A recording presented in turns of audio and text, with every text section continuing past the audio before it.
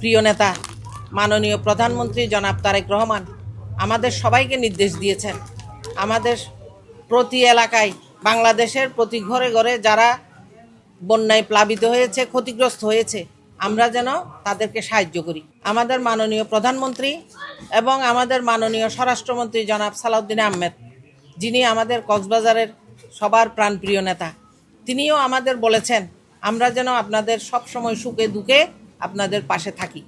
এই কারণে আমরা যতটুকু সম্ভব আজকে আপনাদের পাশে দাঁড়াবার জন্য কিছু সাহায্য নিয়ে আপনাদের কাছে এসেছি। আপনাদেরকে আমরা সরকারের প্রতিশ্রুতি অনুযায়ী একের পর এক সাহায্য আপনাদের দেওয়া হবে।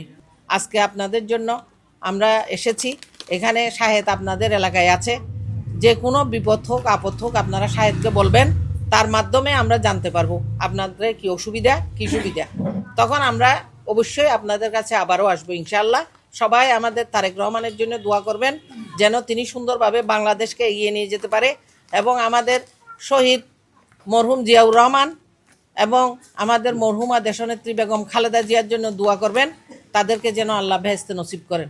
আপনাদের যে কোনো বিপদ আপদে আমাদেরকে জাতীয়তাবাদী দল বিএনপিকে পাশে পাবেন। পাশাপাশি এই জনপদের এমপি, কক্সবাজার জেলা বিএনপির বিপ্লবী সাধারণ সম্পাদক অ্যাডভোকেট শামীমারা স্বপ্না আপা সরকারি যত ব্যবস্থাপনা, সাহায্য সহযোগিতা থেকে শুরু করে উন্নয়ন কার্যক্রম আছে সবগুলা বিভিন্ন ক্যাটাগরিতে যে এরিয়া আছে ওখানে সুষ্ঠুভাবে বন্টন করার জন্য কাজ করে যাচ্ছে।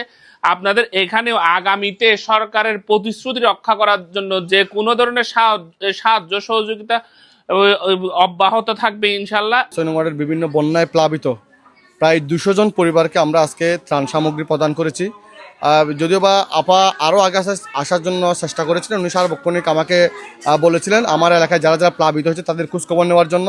আমরা ইতিমধ্যে ত্রাণ দিয়েছি বিভিন্ন জায়গায়, আমরা আমাদের সামর্থ্য অনুযায়ী আমরা সহযোগিতা করেছি। আজকে আপার মাধ্যমে আমরা 200 জন বন্যায় প্লাবিত পরিবারকে আমরা ত্রাণ দিয়েছি। আপা যদিও বা তাৎক্ষণিক যখন বন্যায় প্লাবিত হচ্ছিল এই অঞ্চল, তখন সংসদে ব্যস্ততার কারণে সংসদের অধিবেশন চলার কারণে আপা উপস্থিত হতে পারে নাই। আজকে আপা এসেছেন, সশরীরে এসেছেন, এসে এতদিন আসতে না পারার কারণে উনি ক্ষমা সুন্দর দৃষ্টি দেখার জন্য অনুরোধ জানিয়েছেন। কক্সবাজার পৌরসভাস্থ যে শুক্লদাসপাড়া যে মন্দির আছে, উক্ত মন্দিরের যে সরকারি তহবিল থেকে যে 2 লক্ষ টাকা অনুদান দেওয়া হয়েছে, উক্ত কাজের উদ্বোধন করেছেন। এবং কক্সবাজারের ঐতিহ্যবাহী বৌদ্ধবিহার, দরমাঙ্কুর বৌদ্ধবিহারে যে সরকারি অনুদান এসেছেন ওই কাজেরও আবার উদ্বোধন করেছেন। যে পরিবারগুলো প্লাবিত হয়েছে আমরা তাদেরকে দেওয়ার চেষ্টা করেছি। আমরা এর আগেও যেমন ঈদ উল ফিতরের সময় আমরা বিজিএফ চাল, ঈদ উল আজহার সময় আমরা বিভিন্ন সরকারের যে উপহার সামগ্রী আমরা প্রতিটা হতদরিদ্র পরিবারকে আমরা দেওয়ার চেষ্টা করেছি এবং দিয়েছিও বটে এর আগে।